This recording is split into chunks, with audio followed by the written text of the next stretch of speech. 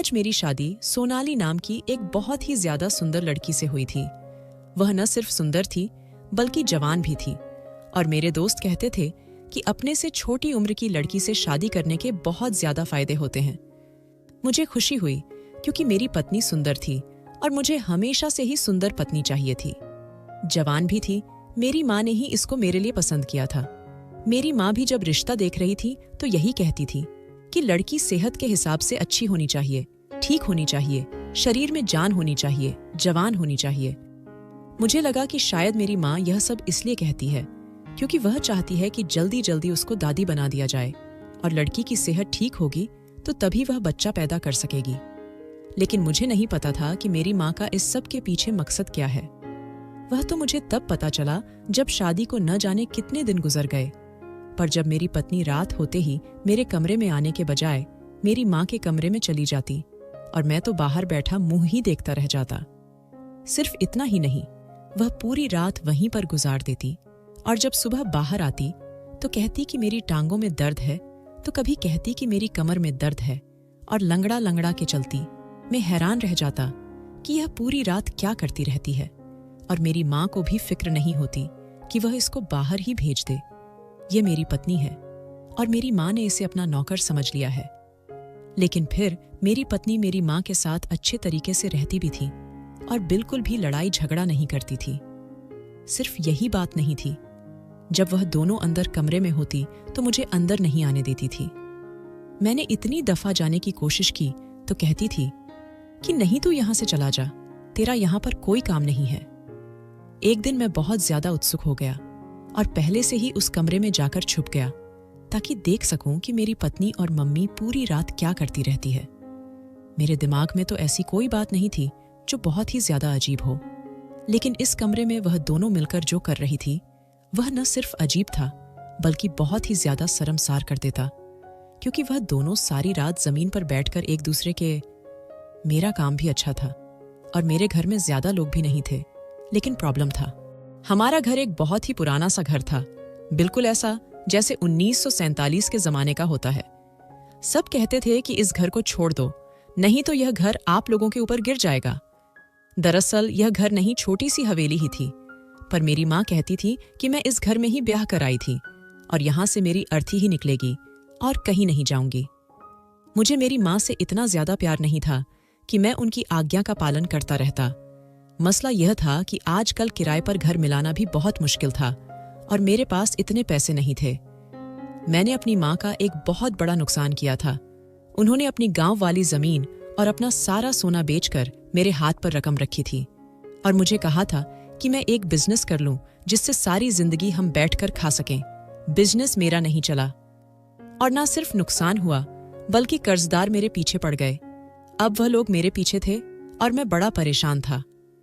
फिर सोचा कि शादी कर लेता हूं तो लड़की दहेज में कुछ न कुछ लाएगी, कर्जदारों के मुंह बंद हो जाएंगे। लेकिन लड़की भी दहेज में कुछ ज्यादा लेकर नहीं आई, पर फिर भी जो पैसे उसके माँ बाप ने दिए उससे मैंने कर्जदारों के मुंह बंद कर दिए। अब मेरी माँ न सिर्फ मुझे दिन रात बातें सुनाती थी बल्कि कहती थी कि तुझ पर मैं जिंदगी में कभी भरोसा नहीं करूंगी। और मैं कहता था कि आपकी जिंदगी रह कितनी सी गई है और अब आपके पास है ही क्या। वह कहती थी कि हवेली तो मेरी है, मैं तेरे नाम करके नहीं जाऊंगी। और मैं हंसता था कि फिर और किसके नाम करके जाएंगी यह हवेली। न सिर्फ यह हवेली बहुत पुरानी थी बल्कि इसमें अब तक पुराने जमाने का सामान भी पड़ा था। एक बार तो एक टूरिस्ट भी यहाँ आ गया था और कहता था कि मुझे अंदर से अपनी हवेली दिखा दो तो मैं आपको कुछ पैसे दे दूंगा। और हमने उस दिन उससे डॉलर कमा लिए थे, वह भी सिर्फ अपना घर दिखाकर। लड़की वाले भी गरीब थे, किसी तरह से उन्होंने दहेज का इंतजाम किया था, इसलिए इस बारे में कुछ बोल नहीं पाए कि आप लोगों का घर तो बहुत पुराना है। सोनाली अच्छी लड़की थी, वह मेरी जिंदगी में आ गई। पर हमारी शादी की रात हम दोनों ही बहुत थके हुए थे और वह मुझसे बातें करते हुए ही सो गई। मुझे उसकी यह हरकत भी अच्छी लगी और मैंने कहा कि सारी जिंदगी पड़ी है एक दूसरे के साथ समय बिताने के लिए, बेचारी थक गई होगी। सुबह वह अपने घर वालों के पास गई, यह भी हमारी रस्म थी। उसके बाद शाम को वापस आ गई तो शाम में ही मेरी माँ ने मेरी पत्नी को कहा कि तुम्हारी शादी ब्याह के फंक्शन में बहुत ज्यादा थक गई हूँ, मेरी टांगों में बहुत दर्द है। रात को मेरे कमरे में आ जाना और आके मेरे पांव दबा देना, सोनाली को इस बात से कोई दिक्कत नहीं था। उसने कहा कि जी मम्मी जी, मैं आ जाऊंगी। लेकिन मैंने कहा कि आज की रात तो हमारी रात थी, अब तुम वहां जा रही हो। तो उसने कहा कि वह भी तो आप ही की मम्मी है, मेरी तो नहीं है, और अभी शुरू शुरू के दिन है। अगर मैं उनकी बात नहीं मानूंगी तो उनके दिल में मेरे लिए जहर पनपने लगेगा। आधे घंटे तक वापस आ जाऊंगी। मैंने कहा कि ठीक है, आधे घंटे तक तुम्हारी दूरी बर्दाश्त कर लूंगा।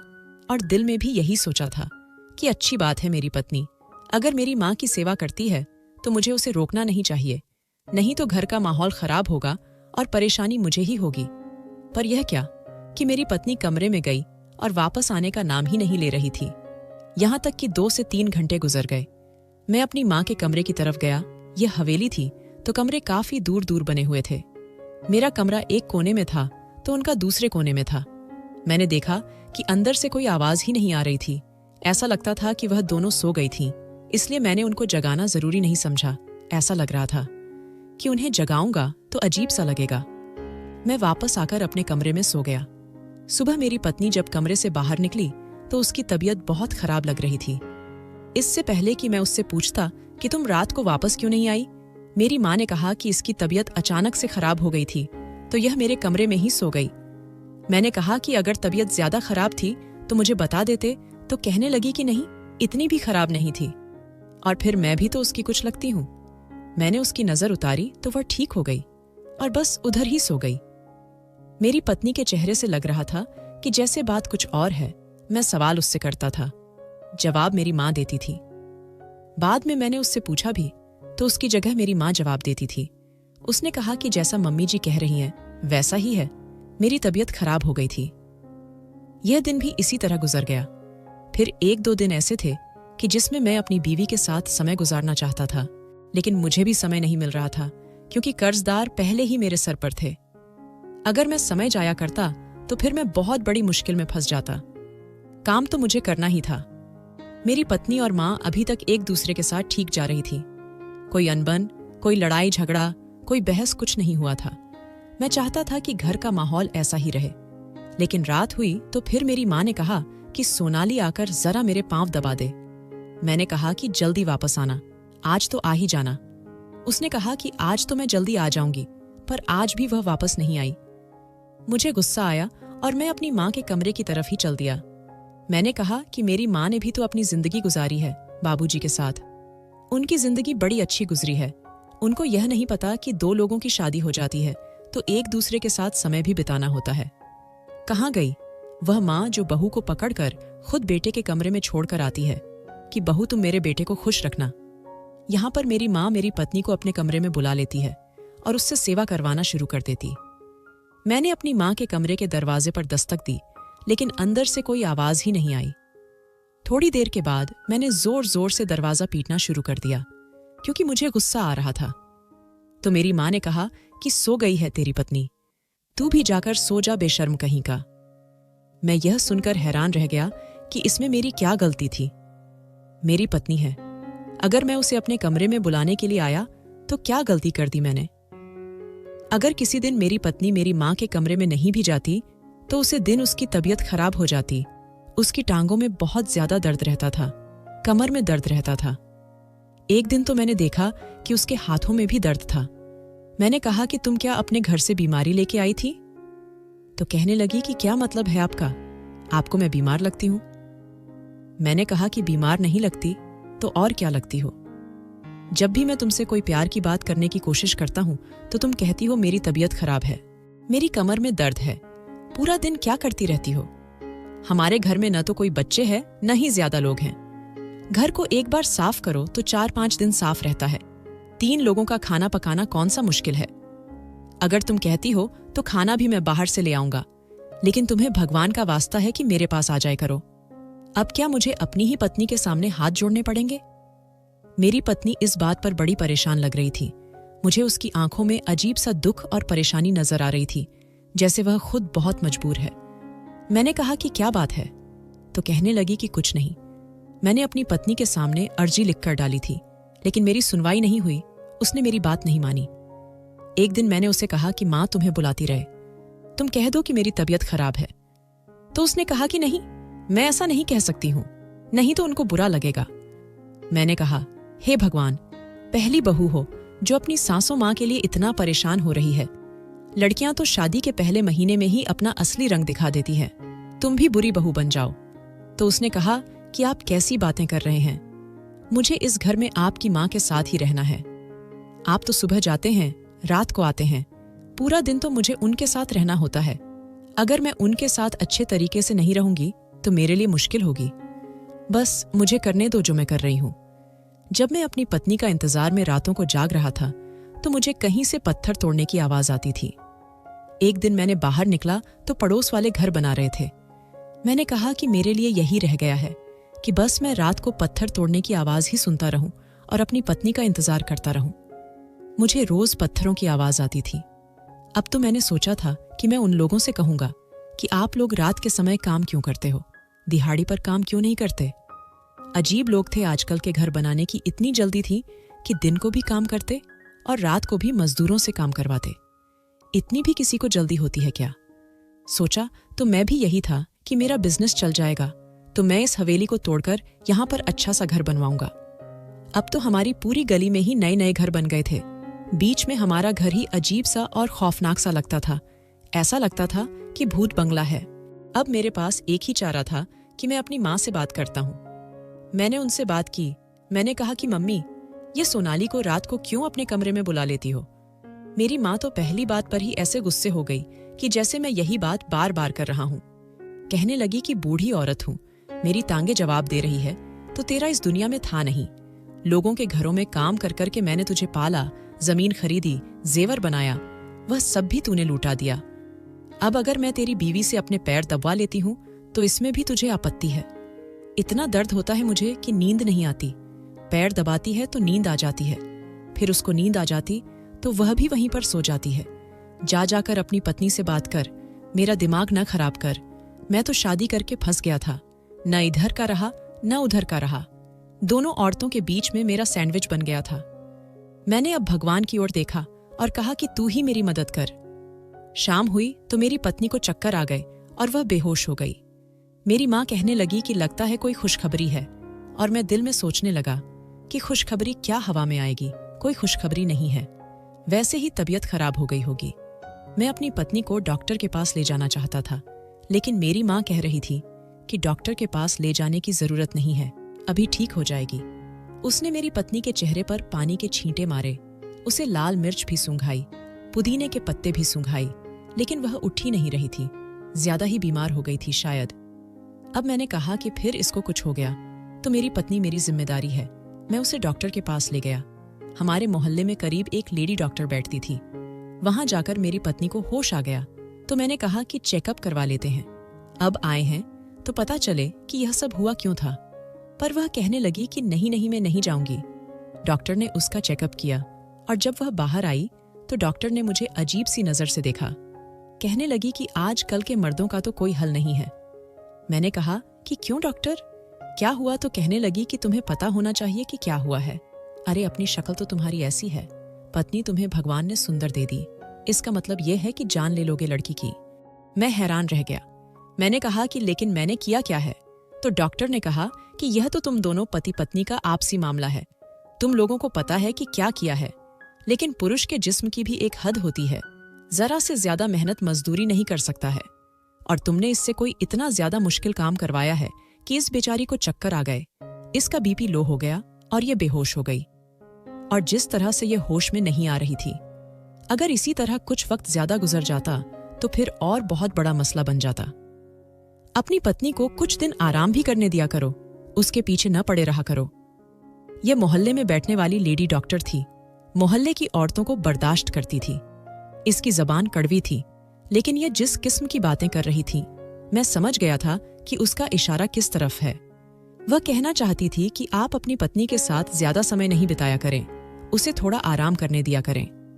पर उसे कौन बताता कि यहाँ पर तो आराम ही आराम चल रहा है। पर यह सोचकर मैं हैरान हुआ कि अगर ऐसी बात है तो फिर डॉक्टर ने यह सब क्यों कहा कि मेरी पत्नी को आराम करने की जरूरत है और उसके साथ कुछ ज्यादा ही हो रहा है, जबकि वह तो अभी तक ठीक से मेरी हुई भी नहीं थी, मेरे पास भी नहीं थी। अगर मैं अपनी पत्नी के बारे में सोचता तो वह अच्छी लड़की थी, खूबसूरत थी, मेरे साथ अच्छे तरीके से बात करती थी। मैं आता था तो मुझे खाना खिलाती थी और शाम तक हम लोग एक दूसरे के लिए बिल्कुल पागल हो जाते थे। लेकिन जैसे ही रात होती तो मेरी माँ उसे अपने कमरे में बुला लेती थी। और आजकल मैं देख रहा था कि मेरी पत्नी के चेहरे पर अजीब सा डर था। वह हमेशा डरी डरी रहती थी। एक दिन मुझे कहने लगी, आपको मुझसे कितना प्यार है? तो मैंने कहा, बहुत ज्यादा। तो उसने कहा, फिर भी कितना बताइए ना। मैंने कहा, क्यों पूछ रही हो? तो कहती है कि आप कहीं मुझे छोड़ तो नहीं दोगे। मैं उसे क्यों छोड़ता? वह पता नहीं इस तरह का सवाल क्यों कर रही थी। मैंने उसे कहा कि नहीं, मैं तुम्हें कभी नहीं छोड़ूंगा। लेकिन वह हमेशा डरी रहती थी, मेरी माँ से भी डरती थी। एक दिन फोन पर किसी से बात कर रही थी और मैं जानता था कि अपनी माँ से बात नहीं कर रही थी, शायद अपनी किसी सहेली से बात कर रही थी। कह रही थी कि मेरी सासू माँ ने मुझे बहुत तंग कर रखा है, मैं बहुत परेशान हूँ और मुझे यह समझ नहीं आती कि मेरा इस घर में वक्त कैसे गुजरेगा। यह तो मेरा पति अच्छा है, नहीं तो अभी तक हमारा रिश्ता भी दांव पर लग जाता। ये बात सुनकर मैं हैरान रह गया कि हमारा रिश्ता दांव पर कैसे लग सकता था। वह ऐसी बातें क्यों कर रही थी? जैसे ही मैं कमरे में आया, उसने फौरन फोन बंद कर दिया। मैंने कहा कि क्या बात है, किससे बात कर रही थी? फोन क्यों बंद कर दिया? बात कर लेती। तो कहने लगी कि मैं अपनी माँ से बात कर रही थी। मेरी पत्नी मुझसे झूठ क्यों बोल रही थी? उसे मुझसे झूठ बोलने की क्या जरूरत थी? बात तो वह अपने दोस्त से ही कर रही थी, बार बार उसका नाम भी ले रही थी, तो फिर उसने मुझसे झूठ क्यों बोला? मेरी माँ की हरकतें भी आजकल कुछ अजीब सी थीं। वो इस घर को बेचने की बात कर रही थी। मैंने उनको किसी से बात करते हुए सुना। कहने लगी कि बस कुछ दिन की बात है, 2 महीने बाद मैं यह घर बेच दूंगी। और मुझे यह नहीं बताया कि घर क्यों बेच रही है, किसको बेच रही है। वह तो कहती थी कि इसी घर से मेरी अर्थी उठेगी। अब अचानक से यह घर बेचने की बात कहाँ से आ गई और मुझे बताना जरूरी नहीं समझा। मैंने अपनी माँ का बहुत नुकसान करवाया था, यह सच है। उसके बाद से उनको मुझ पर भरोसा नहीं था। लेकिन घर की बात तो मुझे बतानी चाहिए थी ना, पर उन्होंने मुझे नहीं बताई। मेरी पत्नी जब भी मेरी माँ के कमरे में रात को जाती थी, उसकी हालत खराब होती थी। अब तो मैं उसे देखकर हैरान होने लगा कि जब वह आई थी तो कितनी ज्यादा सुंदर थी, लेकिन अब उसके गाल पिचक गए थे, उसका वजन कम हो गया था, उसके हाथ सख्त हो गए थे और बहुत ज्यादा बीमार रहती थी। इतनी ज्यादा दवाइयां खा ली थी कि पर उसकी हालत सही नहीं होती थी और ठीक भी नहीं होती थी। उसकी टांगों में दर्द होता तो कभी कमर में। मैं जब भी अपनी माँ के कमरे में जाने की कोशिश करता, वह मुझे अंदर नहीं आने देती। एक दिन तो ऐसा हुआ कि मेरी पत्नी उनके कमरे में ही थी, लेकिन शायद वह दरवाजा अंदर से बंद करना भूल गई थी। मैं भी खुश हो गया कि दरवाजा खुला हुआ है, पर मैं जैसे अंदर आने लगा, उन्होंने दरवाजे को हाथ से बंद करने की कोशिश की और इधर से मैंने धक्का लगाया तो उन्होंने अंदर से धक्का लगाया और दरवाजे को पकड़कर मेरे मुंह पर मारा। मतलब उनको बस यही फिक्र थी कि ठीक है, मैं कमरे के अंदर ना आ जाऊं। उन्होंने यह भी नहीं देखा कि दरवाजा मेरे मुंह पर लग गया है। मैंने कहा कि ये क्या मम्मी, दरवाजा खोलो। वह मुझे कहने लगी कि तेरा यहाँ कोई काम नहीं है तो चला जा यहाँ से। मैंने कहा कि मेरी पत्नी अंदर है, बाहर भेजो तो मैं चला जाऊंगा, वरना मुझे कोई शौक नहीं आपके कमरे में आने का। मेरे मुंह पर चोट लगी थी तो मुझे भी गुस्सा आ गया था, पर मेरी माँ ने कहा कि तेरी बीवी बाहर नहीं आएगी, तू जाकर सो जा अब। उन्होंने रोज का यही धंधा बना ली थी। वह मेरी पत्नी को कमरे के अंदर बंद करके ही बैठ जाती थी। मैंने अपनी पत्नी से बार बार पूछा कि क्या बात है, मुझे बता दो। वह बहुत डरी हुई रहती थी, लेकिन वह मुझे बात नहीं बता रही थी। अब मेरे पास और कोई रास्ता नहीं था। एक तरफ मेरी पत्नी मुझसे झूठ बोल रही थी, दूसरी तरफ मेरी माँ मुझसे झूठ बोल रही थी। क्योंकि जब मैंने पूछा कि क्या आप यह हवेली बेचना चाहती हो, तो उन्होंने कहा कि नहीं, तुझे किसने कहा, मैं तो नहीं बेचना चाहती। जबकि मैंने अपने कानों से सुना था कि वो सहेली को बेचने की बातें कर रही थी। इन दोनों औरतों ने मिलकर मुझे पागल बनाया हुआ था। अब मुझे कुछ और ही सोचना था। जो कुछ भी हो रहा था वह इस कमरे के अंदर हो रहा था और जिसमें मुझे जाने भी नहीं देते थे। तो मुझे ही किसी तरह वहां जाना था और पता करना था कि उस कमरे के अंदर क्या हो रहा है। और यह मैं तभी कर सकता था जब मैं खुद उस कमरे के अंदर जा सकता था और मेरी माँ मुझे जाने नहीं देती थी। तो मेरे दिमाग में एक खुराफाती प्लान आ गया। एक दिन मैंने सुबह ही अपनी पत्नी और माँ से कहना शुरू कर दिया कि आज मैं शहर से बाहर जा रहा हूँ। मेरी माँ को हमेशा ही मुझ पर गुस्सा आता रहता था, इस बार भी कहने लगी कि फिर किसी के पैसे लेकर जा रहा है। मैंने कहा कि माँ, काम से जा रहा हूँ, बहुत जरूरी काम है। उसने कहा कि हाँ जा, चला जा। मैंने कहा कि आज मेरी पत्नी को अपने कमरे में मत बुलाना, बेचारी थक गई है, उसे आराम करने देना। उसने कहा कि हाँ ठीक है, नहीं बुलाऊंगी तेरी लाडो पत्नी को, तूने तो उसे लाड करके बिगाड़ दिया है। लेकिन याद रखना कि जब औरत इतनी बिगड़ जाए तो फिर ठीक नहीं होती। जो मैं तेरी पत्नी के साथ कर रही थी न ठीक थी, न तेरी अगर कोई मेरी पत्नी की हालत देखता तो वह फौरन ये बात कह सकता था कि इस लड़की के साथ जरूर कुछ बुरा हो रहा है।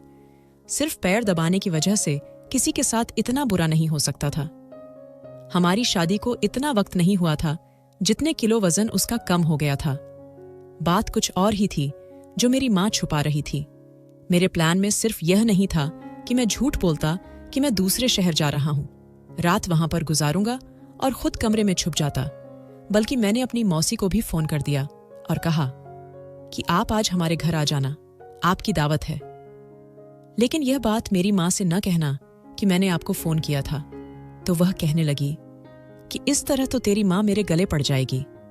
लेकिन मैंने कहा कि मौसी, मुझे बड़ा जरूरी काम है, आप मेरी मदद करो तो फिर मैं भी आपको कुछ न कुछ लेकर दूंगा। मेरी मौसी बड़ी लालची औरत थी। उसने कहा कि ठीक है, और वह घर आ गई। जैसे ही वह घर आई, मैं तो पहले से ही घर के अंदर छुपा हुआ था। मेरी पत्नी और माँ उसकी सेवा में लग गई, उसके लिए खाना बनाने में लग गई, और मैं जाकर अपनी माँ के कमरे में छुप गया। मैंने अपनी माँ के कमरे में पहले भी आ चुका था, लेकिन आखिरी दफा कब आया था मुझे याद नहीं था। और कहते हैं कि जब यहाँ पर राजा महाराजा रहते थे तो यह उनकी खिदमतगाह थी, जहां वह अपनी रानियों के साथ रहते थे। इस घर की दीवारों के रंग कब से खराब हो चुके थे। एक बार हमने ठीक करवाए थे, पर फिर खराब हो गए। इसीलिए दीवारों पर बड़े बड़े पर्दे लगाए गए थे। मुझे नहीं पता था कि मेरी माँ जल्दी कमरे में आ जाएगी, लेकिन शायद वह कमरे से कोई चीज उठाने के लिए आई और मुझे फौरन से छुपना पड़ा। तो मैं एक पर्दे के पीछे छुप गया। मुझे पता था कि यह जगह छुपने के लिए अच्छी नहीं है, शायद मुझे इससे ज्यादा अच्छी जगह पर छुपना चाहिए था। लेकिन मैं और क्या करता, मेरे पास और कोई रास्ता नहीं था। मेरी माँ ने पूरी जिंदगी इस कमरे में गुजारी थी। उसे बेवकूफ बनाना इतना आसान नहीं था। बस मैं ऐसी जगह पर छुप गया और भगवान से प्रार्थना करने लगा कि मेरी माँ पहले ही मुझ पर विश्वास नहीं करती थी, इसके बाद थी वह मुझ पर बिल्कुल भी विश्वास नहीं करती और शायद मुझे घर से भी निकाल देती। मैं यहीं पर छुपा रहा। जैसे ही शाम हुई, मेरी माँ कमरे में आई और फोन पर किसी से बात करने लगी। कहने लगी कि मुझे 9 लखा हार चाहिए, हाँ, वह भी अपनी बहू के लिए। उसका नाम भी लिखा हो, उसके पीछे शगुन के सिक्के भी चाहिए। मैं हैरान रह गया कि मेरी माँ मेरी पत्नी के लिए 9 लखा हार बनवा रही है। उसे हार का नाम 9 लखा था, लेकिन वह 9 लाख में नहीं बनता था, इससे भी ज्यादा महंगा था। मेरी माँ तो मेरी पत्नी को अच्छा नहीं समझती थी, फिर उसके लिए इतना बड़ा महंगा सोने का हार क्यों बनवा रही थी और ऑन ऑर्डर दे रही थी। थोड़ी देर बाद ही उसने किसी और से भी फोन पर बात करनी शुरू कर दी। कहने लगी कि बड़ा वाला फ्रिज चाहिए, वही फ्रिज जिसके 2 दरवाजे होते हैं, यानी कि डबल डोर फ्रिज की बात करी थी। डबल डोर फ्रिज कौन सा सस्ता था, बहुत ज्यादा महंगा था। मेरी माँ क्यों इतनी महंगी चीजों के ऑन ऑर्डर दे रही थी, जबकि हमारे पास तो कुछ भी नहीं था। कहीं इस घर को बेचकर सामान तो नहीं लेना चाहती थी, लेकिन घर को बेचकर सामान लेती तो फिर सामान कहाँ रखती। मेरी माँ मुझे इतनी बेवकूफ नहीं लगती थी। थोड़ी देर के बाद मेरी पत्नी भी कमरे में आ गई। उसने कहा कि वैसे तो यह काम रात को करते हैं, लेकिन अब तेरा पति तो घर पर है नहीं, तो अब क्या रात क्या शाम चल शुरू करते हैं। वैसे भी आज आखिरी दिन है, तूने बहुत ज्यादा मेहनत की है, इसीलिए मैं तुझे बहुत बड़ा इनाम दूंगी। मैंने अभी तेरे इनाम का ऑन ऑर्डर भी दे दिया है। पता नहीं किस बारे में बात करी थी। मेरी पत्नी ने कौन सी मेहनत की थी जिसका इनाम मेरी माँ उसको दे रही थी। वह कहने लगी कि माँ जी, मेहनत तो मैंने वाकई बहुत की है और इनाम भी आप मुझे दे रही हैं, लेकिन मेरी हालत तो देखें, कैसी हालत हो गई है मेरी। मैंने आपको पहले ही कहा था कि यह काम बड़ा मुश्किल है, मुझसे नहीं होगा। मेरी माँ ने कहा कि हाँ मुश्किल है, लेकिन फल भी तो इतना बड़ा मिल रहा है, और इसके बाद हमारी जिंदगी में कोई मुसीबत नहीं आएगी। बड़े से बंगले में रहेंगे, नौकर चकर होंगे, गाड़ियां होंगी, तेरे पास सोने के गहने होंगे, तू जो कहेगी मैं ला कर दूंगी। तेरी आंखों में इतना दुहक क्यों है, मुझे पता है तेरा बड़ा नुकसान हुआ है, लेकिन यह भी तो सोच कि मैं बूढ़ी औरत हूं, मुझसे यह काम नहीं होना था। तू मेहनत ना करती तो यह सब कुछ कैसे होता।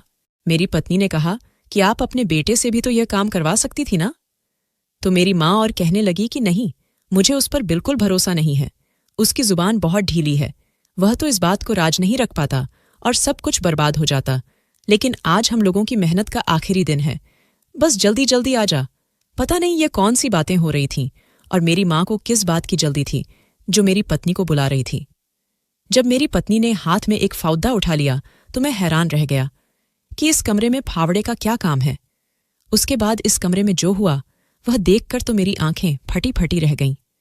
मेरी माँ ने दीवार से वह बड़ा सा पर्दा हटाया तो सामने तो एक सुरंग थी और ऐसा लगता था कि यह सुरंग किसी ने खुद खोदी थी। और सिर्फ इतना ही नहीं, वहां पर कुछ और भी था। मेरी तो सांस रुकने लगी थी। इस दीवार के नीचे एक सुरंग जा रही थी और उसके अंदर एक बहुत बड़ा संदूक नजर आ रहा था जो पत्थर के अंदर फंसा हुआ था, जिसको निकालना बहुत मेहनत का काम था। मेरी शादी को आज 3 महीने हो गए थे और 3 महीने से मेरी पत्नी यही मेहनत का काम कर रही थी और मेरी माँ उससे यह सब कुछ करवा रही थी। यह हवेली बहुत पुरानी थी और शायद मेरी माँ को पता था कि इस हवेली में सोने के गहनों से भरा एक संदूक है। जब हम यहाँ आए थे तो हमने भी यह कहानी सुनी थी, लेकिन इस कहानी को नज़रअंदाज कर दिया था कि ऐसी कहानियां तो ऐसे घरों के बारे में बनती हैं। लेकिन मुझे नहीं पता था कि मेरी माँ वाकई संदूक तक पहुंच जाएगी और उसने इस संदूक को निकालने का काम मेरी पत्नी से करवाया था। तभी तो मेहनत मजदूरी कर करके उसकी यह हालत हो गई थी। अब मैं सामने आ गया तो वह दोनों हैरान रह गईं। मैंने कहा कि मुझे सब कुछ पता चल गया है। उन्होंने कहा, पता चल गया तो अपनी जुबान बंद रखना क्यों कि हमसे संदूक तक पहुंच गए हैं और इसके अंदर बहुत सारे गहने हैं। अगर तूने यह बात किसी को बताई तो बहुत बुरा होगा, हमारे घर पर हमला भी हो सकता है। मैंने अपनी पत्नी के हाथ से फावड़ा ले लिया और कहा, मैं निकालता हूं संदूक को। आपको यह बात मुझे बतानी चाहिए थी, मेरी पत्नी से मेहनत क्यों करवाई? तो मेरी माँ ने कहा, अगर तुझे बताती तो तू यह बात किसी और को बता देता। इसीलिए तेरी पत्नी से मेहनत करवाई, क्योंकि मैं तो नहीं कर सकती थी। मैंने कहा, इतना भी आपको भरोसा नहीं था मुझ पर? माँ, क्या बात करती हो? वह कहने लगी कि मुझे अब भी तुझ पर भरोसा नहीं, तो चला जा यहां से, तेरा इसमें कोई हिस्सा नहीं है। मैंने कहा, मैं नहीं जाऊंगा, मेरा इसमें हिस्सा है। मैं जिद करने लगा तो मेरी माँ भी मजबूर हो गई और मेरी मदद लेने के लिए तैयार हो गई। मैंने फवड़ा मारा। वाकई यह काम बहुत मेहनत का था। अब समझ आया कि मेरी पत्नी का इतना वजन इतनी जल्दी क्यों कम हुआ था। उस संदूक को बाहर तो निकाल लिया था, लेकिन अब यह नहीं पता था कि इसके अंदर वाकई सोना था या नहीं। पर वह संदूक बहुत ज्यादा भारी था। हम तीनों को उसे उठाना पड़ा और जब संदूक को खोला तो हैरान रह गए। उसमें तांबे और लोहे के बर्तन थे और उन बर्तनों के अंदर पुराने जमाने के कुछ गहने और थोड़े से सोने के सिक्के थे। इतने पैसे नहीं बनते थे इन चीजों के जितने मेरी मां ने समझ रखे थे कि वह यह घर भी बेच रही थी और लाखों के गहने बनवा रही थी। मेरी पत्नी ने तो रोना शुरू कर दिया। उसने कहा, मेरी इतनी सारी मेहनत बेकार हो गई। यह तो इतने ज्यादा नहीं है, इन बर्तनों का क्या? मैंने कहा, यह बर्तन भी बिक जाएंगे। मैं अपनी पत्नी को तसल्ली देने लगा और मेरी माँ ने अपना सिर झुका लिया, क्योंकि उसने सोचा था कि यह संदूक सोने से भरा होगा और हमारी सारी जिंदगी हमें पैसा नहीं कमाना पड़ेगा। क्योंकि जब हमने इस संदूक के सारे गहने और सोने को निकाला तो वह लाखों रुपये बने, करोड़ों नहीं। और लाखों भी इतने ज्यादा नहीं थे। बस हम लोगों ने फिर यह हवेली भी बेच दी और थोड़े पैसे साथ मिलाकर एक छोटा सा घर ही खरीद पाए। उसके बाद भी हम बिजनेस नहीं बना सके। मेरी पत्नी के साथ वाकई बहुत बुरा हुआ। उसने कहा कि मैंने भी लालच किया था, इसलिए मुझे लालच की सजा मिली है। आप लोग बताएं कि सजा किसको मिली और सबसे ज्यादा बुरा किसके साथ हुआ? दोस्तों, वीडियो कैसा लगा कमेंट करके जरूर बताएं। वीडियो को लाइक और चैनल को सब्सक्राइब जरूर कर दें।